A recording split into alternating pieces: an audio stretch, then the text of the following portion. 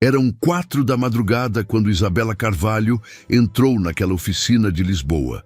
Seu Ferrari tinha quebrado em plena Avenida da Liberdade e aquele era o único lugar aberto. O que encontrou a deixou sem palavras. Um homem de macacão consertava um motor, mas num canto da oficina havia uma cama improvisada e nessa cama dormia uma menina pequena abraçada a um ursinho de pelúcia. O mecânico levantou o olhar com olhos cansados e pediu desculpas pela desordem. Explicou que trabalhava à noite porque de dia cuidava da filha. Precisava de dinheiro para uma operação que poderia salvar a vida dela. Isabela olhou para a menina dormindo, depois para o pai que lutava sozinho contra o mundo e sentiu que algo se rompia dentro dela. Aquela noite não só encontrou um mecânico, encontrou algo que mudaria sua vida para sempre. Se você está preparado para esta história, escreva nos comentários de onde você está assistindo este vídeo. Lisboa à noite tem uma energia diferente. As luzes da Baixa brilham sobre o calçamento molhado. Os bares do bairro Alto ainda servem drinks para os notívagos. Mas nos arredores, nos bairros industriais de Marvila, a noite é outra coisa. É silêncio. É solidão, é o som distante de algum caminhão que passa pela segunda circular. Num desses polígonos industriais, entre galpões abandonados e oficinas fechadas, havia uma luz acesa. Era a oficina de Pedro Silva, um pequeno negócio de reparação de carros que durante o dia atendia os moradores do bairro e à noite se transformava em algo completamente diferente. Pedro tinha 37 anos.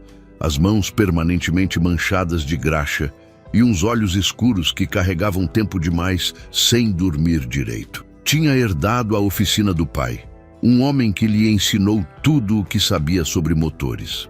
Naquela noite de novembro, Pedro estava trabalhando num BMW que precisava de uma revisão completa.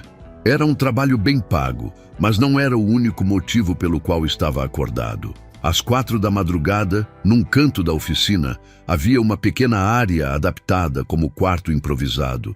Havia uma cama de solteiro com lençóis de princesas, uma mesinha com um abajur da Hello Kitty e uma estante cheia de livros de histórias. E naquela cama, dormindo com a paz dos inocentes, estava Carolina. Carolina era a filha de Pedro, tinha 8 anos e era todo o mundo dele. Mas Carolina também estava doente, muito doente. Fazia 1 ano que tinham diagnosticado nela um problema cardíaco congênito. Os médicos foram claros. Ela precisava de uma operação complexa que só era realizada numa clínica particular em Barcelona. O custo era de 95 mil euros. O sistema de saúde público não cobria esse tipo de intervenção experimental. Então, ele fazia a única coisa que podia fazer: trabalhar. Trabalhava de dia atendendo os clientes do bairro e trabalhava à noite em serviços especiais que pagavam melhor. Tudo valia se significasse mais 1 euro para a operação de Carolina. O problema era que não podia deixar Carolina sozinha. A mãe dela, Teresa, os tinha abandonado quando Carolina tinha 2 anos. Um dia, simplesmente foi embora, deixando um bilhete dizendo que não tinha nascido para ser mãe. Pedro não tinha voltado a saber dela.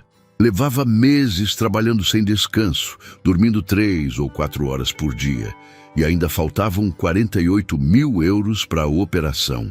Os médicos tinham sido diretos. Carolina não tinha mais do que 6 meses antes que seu coração começasse a falhar de forma irreversível. Cada dia que passava era um dia a menos. Cada noite sem dormir era uma noite mais perto da meta impossível. Naquela noite, enquanto trabalhava no BMW com o rádio em volume baixo para não acordar Carolina, escutou um barulho do lado de fora da oficina. Era o som inconfundível de um motor potente, seguido de um silêncio brusco. Pedro caminhou até a porta da oficina e então a viu. Uma mulher estava de pé ao lado de um Ferrari vermelho que soltava fumaça pelo capô. Usava um casaco de cachemira cor de caramelo, saltos que provavelmente custavam mais do que toda a sua oficina e uma expressão de frustração absoluta.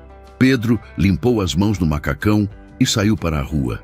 Isabela Carvalho não estava acostumada a que as coisas dessem errado. Era a herdeira única do Grupo Carvalho, um conglomerado empresarial que incluía hotéis de luxo, shopping centers e uma das maiores construtoras de Portugal. Aos 35 anos, tinha um patrimônio pessoal que ultrapassava os 240 milhões de euros, um apartamento de cobertura no Chiado e uma vida que qualquer um invejaria. Mas naquela noite, nada estava saindo como deveria. Tinha passado a tarde numa reunião de negócios em Sintra, uma daquelas reuniões intermináveis, onde se falava de números e projeções, enquanto se bebia vinho que custava mais do que o salário mensal da maioria dos portugueses. Tinha decidido voltar a Lisboa, dirigindo ela mesma, algo que fazia quando precisava pensar, quando precisava escapar do mundo de seguranças e assistentes que a cercava constantemente. O Ferrari tinha começado a fazer barulhos estranhos perto de Almada. Isabela tinha ignorado a luz de advertência no painel, convencida de que conseguiria chegar em casa. Mas o carro tinha outros planos. Tinha parado de repente no meio de uma rua industrial, soltando fumaça como se estivesse prestes a explodir.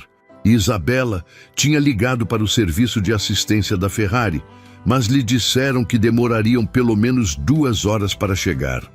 2 horas no meio do nada, num bairro que não conhecia às 4 da madrugada. Tinha pensado em ligar para seu motorista, para sua assistente, para qualquer uma das dezenas de pessoas que trabalhavam para ela. Mas algo a tinha detido. Talvez fosse orgulho, talvez teimosia, talvez simplesmente estivesse cansada de depender dos outros para tudo. Então tinha visto a luz da oficina. Quando Pedro saiu, Isabela o olhou com uma mistura de alívio e desconfiança. Não era o que esperava encontrar numa oficina de bairro às 4 da madrugada. Era alto, com ombros largos e uma mandíbula que não via uma lâmina de barbear há vários dias. Tinha as mãos manchadas de graxa e o cabelo revolto, mas seus olhos eram inteligentes, atentos. Isabela explicou a situação. O carro tinha parado. Não sabia o que tinha acontecido. Precisava que alguém desse uma olhada. Pedro assentiu e se aproximou do Ferrari, levantando o capô com uma familiaridade que surpreendeu Isabela. Ela esperava que um mecânico de bairro ficasse paralisado diante de um carro de 480 mil euros. Mas ele o tratava como qualquer outro veículo. Depois de alguns minutos examinando o motor, Pedro explicou o problema. Era uma falha no sistema de refrigeração. Algo que podia consertar naquela mesma noite se ela estivesse disposta a esperar. Isabela aceitou sem hesitar. Não tinha outra opção. Pedro empurrou o Ferrari para dentro da oficina e foi então que Isabela viu algo que a deixou paralisada. A menina dormia numa cama improvisada num canto da oficina, rodeada de pelúcias e livros de histórias, completamente alheia ao barulho do motor que seu pai acabava de colocar ali. Isabela ficou olhando para ela por um longo momento, sentindo algo que não soube identificar, algo entre ternura e tristeza. Pedro notou seu olhar e se apressou em explicar. Disse que era sua filha, que não tinha com quem deixá-la à noite, que normalmente ela dormia sem problemas e que sentia muito pela desordem. Sua voz tinha um tom de desculpa que para Isabela pareceu quase doloroso. Ela disse que não se preocupasse, que entendia, e era verdade. O que não entendia era por que um pai tinha que trabalhar de madrugada com sua filha, dormindo numa oficina, mas intuía que a resposta não era algo que pudesse perguntar. Enquanto Pedro trabalhava no Ferrari, Isabela se sentou numa cadeira velha perto da bancada de trabalho. Olhou ao redor, observando a oficina com olhos novos. Era pequena, desorganizada, cheia de peças e ferramentas que não reconhecia, mas também era limpa, organizada à sua maneira, com tudo em seu lugar. E havia detalhes que falavam de algo mais do que um simples negócio. Fotos da menina pregadas na parede, desenhos infantis com dedicatórias, uma caneca que dizia, o melhor pai do mundo. Isabela pensou no próprio pai, um homem que tinha construído um império, mas que nunca tinha tido tempo para ela. Pensou nas noites que tinha passado sozinha em quartos de hotel enquanto ele fechava negócios. Pensou nos aniversários celebrados com presentes caros, mas sem abraços. Aquele mecânico, com as mãos manchadas de graxa e uma filha dormindo num canto, tinha algo que todo o dinheiro do mundo não podia comprar. Se passaram 2 horas. Isabela não percebeu como o tempo voou, absorta na observação daquele homem que trabalhava em silêncio, com movimentos precisos e uma concentração absoluta. De vez em quando, Pedro se aproximava da cama de Carolina para verificar se ela continuava dormindo, acariciava seu cabelo com uma ternura que contrastava com suas mãos ásperas e voltava ao trabalho. Perto das 6 da manhã, o Ferrari estava consertado. Pedro explicou a Isabela o que tinha feito, as peças que tinha usado, as verificações que tinha realizado. Falava de mecânica com a mesma naturalidade com que outros falam do tempo. E Isabela se pegou, escutando com genuíno interesse. Quando chegou o momento de pagar, Pedro deu um preço que para Isabela pareceu ridiculamente baixo. Disse que era o justo pelo trabalho realizado, que não podia cobrar mais só porque o carro fosse caro. Isabela tirou várias notas de sua carteira, muito mais do que ele tinha pedido, e as deixou sobre a bancada de trabalho. Pedro as olhou, depois olhou para ela e negou com a cabeça. Disse que não podia aceitar aquilo, que era demais, que ele não precisava de caridade. Isabela insistiu, dizendo que não era caridade, que era uma gorjeta por tê-la salvado às 4 da madrugada. Foi então que Carolina acordou. A menina se levantou na cama, esfregando os olhos com os punhos e olhou ao redor procurando seu pai. Quando o viu, sorriu com aquele sorriso que Pedro tinha descrito antes, um sorriso capaz de iluminar o quarto mais escuro. Mas Isabela notou algo mais. Notou a palidez da pele da menina, os lábios levemente azulados, a forma como respirava com um esforço quase imperceptível. Carolina viu Isabela e a olhou com curiosidade. Perguntou ao pai quem era aquela moça tão bonita e Pedro explicou que era uma cliente cujo carro tinha consertado. Carolina assentiu com seriedade, como se entendesse perfeitamente os negócios noturnos de seu pai, e depois olhou para Isabela com aqueles olhos grandes que tinha herdado da mãe ausente. Isabela se aproximou da cama e se agachou para ficar na altura da menina. Perguntou como se chamava, que idade tinha, se gostava de morar na oficina. Carolina respondeu tudo com a honestidade brutal das crianças. Se chamava Carolina, tinha 8 anos e não gostava de morar na oficina, mas gostava de estar com seu pai. Foi então que Isabela notou os medicamentos na mesinha de cabeceira. Caixas de remédios com nomes que não reconhecia, seringas descartáveis, um aparelho que parecia medir algo relacionado ao coração. Olhou para Pedro com uma pergunta silenciosa e ele baixou o olhar. Não queria falar sobre isso, era evidente, mas Isabela não era daquelas que desistiam facilmente. Perguntou diretamente o que a menina tinha. Por que tinha tantos medicamentos? Por que trabalhava à noite com sua filha dormindo numa oficina? Pedro a olhou por um longo momento, avaliando-a, decidindo se podia confiar nela. Finalmente, com voz cansada, contou a verdade. Falou do diagnóstico, da operação que Carolina precisava, do custo impossível, dos meses trabalhando sem descanso para reunir o dinheiro. Falou das noites sem dormir, dos dias cuidando da filha enquanto o tempo se esgotava, do desespero que sentia cada vez que olhava os números na conta bancária e via o quão longe estava da meta. Falou também que os médicos tinham sido claros. Se não fizessem a operação nos próximos 6 meses, o coração de Carolina começaria a falhar de forma irreversível. Cada semana que passava sem a cirurgia aumentava os riscos de complicações permanentes. Isabela escutou em silêncio, sentindo como algo se apertava em seu peito a cada palavra. Quando Pedro terminou de falar, ela não disse nada por um longo momento. Só olhou para Carolina, que tinha voltado a dormir, abraçada ao ursinho de pelúcia, alheia à conversa dos adultos. Depois tirou um cartão de sua bolsa e o deixou junto às notas que Pedro continuava sem querer aceitar. Disse que ligasse para ela, que queria ajudar, que tinha recursos que podiam fazer a diferença. Pedro negou com a cabeça, repetindo que não precisava de caridade, que se viraria sozinho. Isabela não insistiu, só pegou suas coisas, se despediu dele com um olhar que dizia mais do que qualquer palavra e saiu da oficina. Mas enquanto dirigia de volta para sua cobertura no Chiado, com o amanhecer tingindo de rosa o céu de Lisboa, Isabela soube que não podia simplesmente esquecer o que tinha visto. Aquela menina, aquele pai, aquela luta silenciosa numa oficina de bairro, tudo isso tinha ficado gravado em sua memória como uma marca a ferro, e Isabela Carvalho não era daquelas que deixavam as coisas pela metade. Você está gostando desta história? Deixe um like e se inscreva no canal. Agora continuamos com o vídeo. Os dias seguintes foram estranhos para Isabela. Voltou à sua vida normal, às reuniões de negócios, aos jantares com investidores, às decisões que moviam milhões de euros de um lado para outro.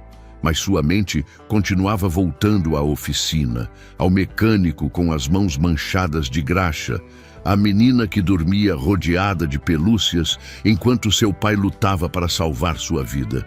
Fez o que sabia fazer melhor: investigar. Colocou sua equipe para buscar informações sobre Pedro Silva, sobre sua oficina, sobre sua filha. Não era espionagem, disse a si mesma. Era só verificação. Queria ter certeza de que a história era real, de que não estava sendo vítima de um golpe emocional elaborado. Os resultados chegaram em menos de 24 horas. Tudo era verdade. Pedro Silva, 37 anos, proprietário da oficina Silva há 3 anos. Carolina Silva, 8 anos, diagnosticada com uma cardiopatia congênita complexa. A operação recomendada era realizada numa clínica particular em Barcelona, com um custo de 95 mil euros. Pedro tinha reunido 47 mil até aquela data, um pouco menos da metade do necessário. Mas o que mais impactou Isabela foram os detalhes adicionais que sua equipe descobriu. Pedro não tinha pedido ajuda a ninguém. Não tinha iniciado nenhuma campanha de financiamento coletivo, não tinha contatado fundações, não tinha procurado patrocinadores. Simplesmente trabalhava dia e noite tentando reunir o dinheiro sozinho. Seu histórico bancário mostrava depósitos regulares numa conta poupança específica, todos os valores cuidadosamente anotados num caderno que mantinha na oficina. Não havia gastos supérfluos, não havia luxos. Cada centavo ia para a operação ou para as necessidades básicas de Carolina. Isabela conhecia o orgulho, tinha visto no pai, tinha visto em muitos empresários com quem tratava. Mas isso era diferente. Isso não era orgulho empresarial, não era ego ferido, era algo mais profundo, mais puro. Era um homem que não queria dever nada a ninguém, que queria poder olhar para sua filha nos olhos e dizer que ele a tinha salvado. E ao mesmo tempo, Isabela percebeu algo que a deixou inquieta. Os números não fechavam. Trabalhando no ritmo atual, Pedro levaria mais 9 meses para reunir o dinheiro restante. E Carolina não tinha 9 meses. Se passou 1 semana. Isabela tentou esquecer, mergulhar no trabalho, nos projetos, na vida de luxo que sempre tinha conhecido. Mas cada noite, antes de dormir, pensava em Carolina. Pensava em seus lábios azulados, em sua respiração trabalhosa, no tempo que estava acabando. Pensava também em Pedro, trabalhando sozinho na escuridão de sua oficina, lutando contra um prazo impossível com as únicas armas que tinha, suas mãos e sua determinação. Finalmente, tomou uma decisão. Era sexta-feira à noite, quando seu Mercedes parou em frente à oficina de Pedro. As luzes estavam acesas, como esperava. Isabela desceu do carro, sem seu motorista, sem sua assistente, sem nenhum dos filtros que normalmente a separavam do mundo real. Quando entrou na oficina, Pedro estava exatamente onde o tinha deixado 1 semana antes, inclinado sobre um motor, as mãos manchadas de graxa, a concentração absoluta. Carolina não estava desta vez. Provavelmente dormia nos fundos. Pedro a reconheceu imediatamente. A surpresa em seu rosto foi evidente, seguida de algo que parecia preocupação. Perguntou se havia algum problema com o Ferrari, se algo tinha falhado. Isabela negou com a cabeça. Disse que não vinha por causa do carro, vinha por causa dele, vinha com uma proposta. Pedro limpou as mãos num pano sem tirar os olhos dela. Sua expressão era cautelosa, quase defensiva. Perguntou que tipo de proposta. Isabela respirou fundo. Explicou que tinha investigado, que sabia tudo sobre Carolina, sobre a operação, sobre o dinheiro que faltava. Antes que ele pudesse protestar, levantou a mão para silenciá-lo. Disse que não estava oferecendo caridade, estava oferecendo um negócio. Ela precisava de um mecânico de confiança. Sua empresa gerenciava uma frota de veículos de luxo, carros que precisavam de manutenção constante, reparos especializados, alguém que soubesse o que estava fazendo. Tinha visto como Pedro trabalhava, tinha visto sua habilidade, seu profissionalismo. Queria contratá-lo como chefe de mecânicos de sua frota, com um salário que lhe permitiria pagar a operação de Carolina em menos de 5 meses. Pedro a olhou em silêncio por um longo momento. Isabela podia ver a luta em seus olhos, o orgulho contra a necessidade, o medo contra a esperança, a desconfiança contra a possibilidade de salvação. Finalmente ele falou. Perguntou por quê. Porque ela, uma mulher que podia ter qualquer coisa, se incomodava em ajudar um mecânico de bairro que tinha conhecido por acaso. Isabela não tinha esperado essa pergunta, ou talvez sim, mas não tinha preparado uma resposta. Ficou em silêncio um momento, buscando as palavras. Disse a verdade. Disse que quando o viu trabalhando naquela noite com sua filha dormindo num canto, tinha visto algo que ela nunca tinha tido. Tinha visto amor verdadeiro, sacrifício real, um pai disposto a tudo por sua filha. E isso a tinha mudado. Não sabia como, nem porquê, mas desde aquela noite não tinha conseguido parar de pensar neles. Mais do que isso, tinha visto em Carolina algo que a tocou profundamente. Uma criança que merecia ter futuro, que merecia crescer, sonhar, viver. E tinha visto em Pedro alguém que estava fazendo tudo certo, mas que precisava de uma oportunidade, de um golpe de sorte, daquele empurrão que às vezes faz toda a diferença entre conseguir ou fracassar. Pedro baixou o olhar. Quando o levantou novamente, seus olhos estavam úmidos. Aceitou. Os meses seguintes foram um turbilhão de mudanças. Pedro fechou sua pequena oficina e começou a trabalhar para o Grupo Carvalho, primeiro como mecânico-chefe da frota e logo como supervisor de todo o departamento de manutenção.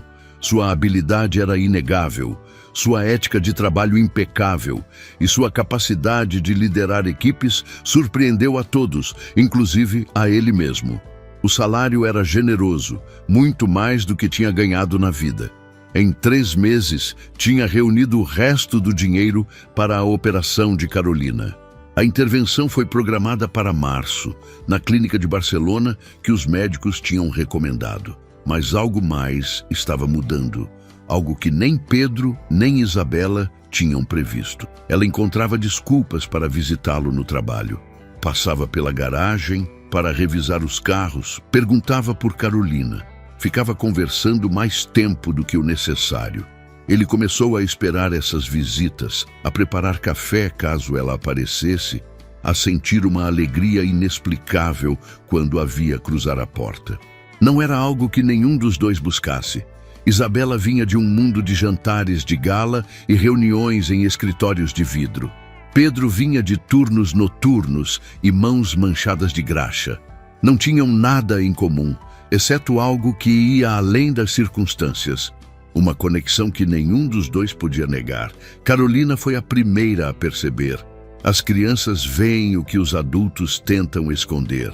Uma tarde, enquanto Isabela a ajudava com o dever de casa no apartamento novo que Pedro tinha alugado num bairro melhor, Carolina perguntou diretamente se ela estava apaixonada por seu pai.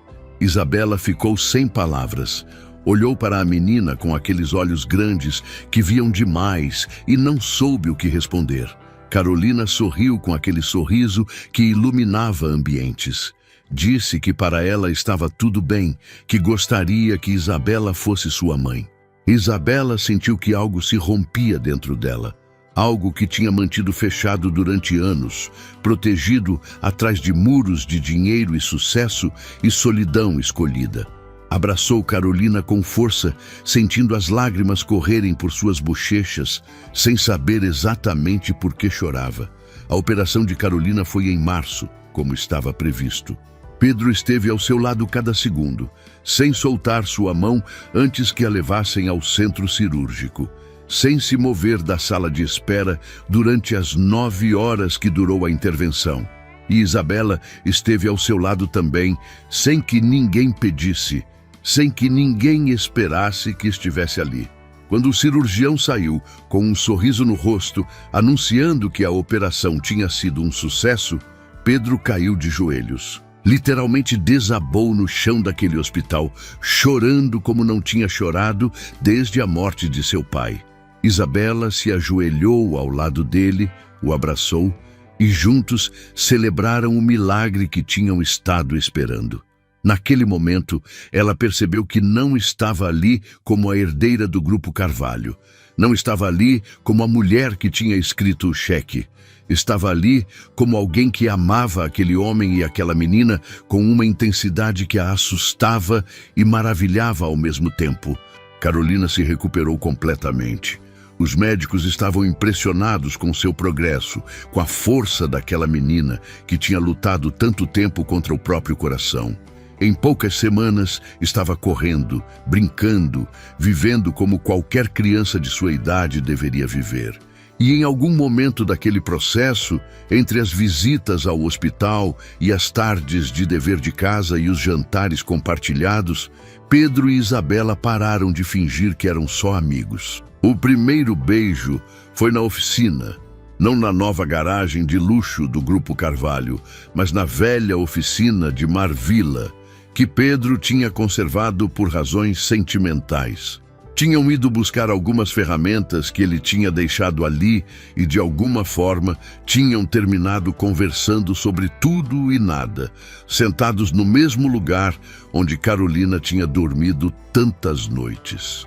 Isabela disse que nunca tinha conhecido ninguém como ele, alguém real, alguém sem máscaras, alguém que não a olhava vendo números de dinheiro, mas simplesmente a ela.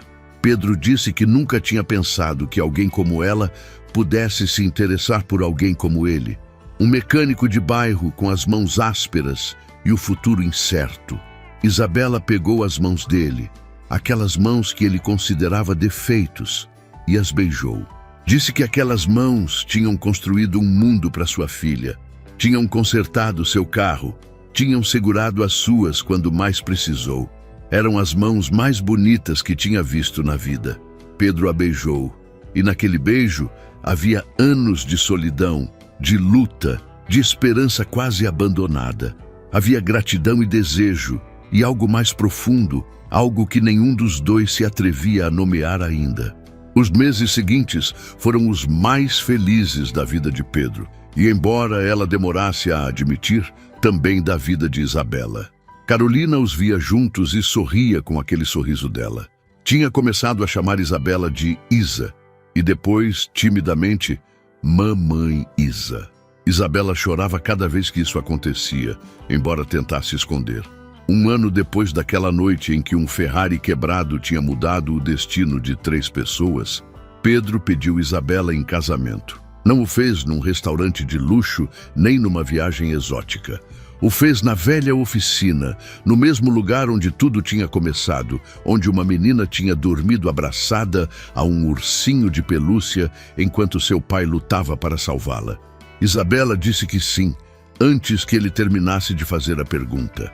O casamento foi na quinta que Isabela tinha em Sintra, mas não foi a cerimônia ostentosa que todos esperavam da herdeira do Grupo Carvalho. Foi íntima, com poucos convidados, com flores silvestres em vez de arranjos caríssimos, com Carolina radiante levando as alianças e Pedro que não conseguia parar de olhar para sua noiva como se fosse um sonho do qual temia acordar. Quando o juiz os declarou marido e mulher, Carolina correu até eles e os três se abraçaram. Era uma imagem que resumia tudo. O mecânico que tinha trabalhado à noite para salvar sua filha, a milionária que tinha encontrado o amor onde menos esperava, e a menina cujo coração reparado batia agora com força, com vida, com futuro.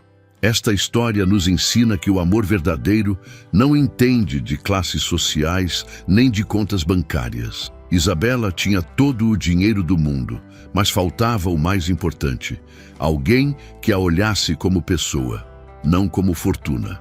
Pedro não tinha nada, exceto sua filha e suas mãos trabalhadoras, mas tinha algo que o dinheiro não pode comprar: um coração capaz de amar sem condições. Nos ensina também que, às vezes, os encontros mais casuais são os mais importantes de nossa vida.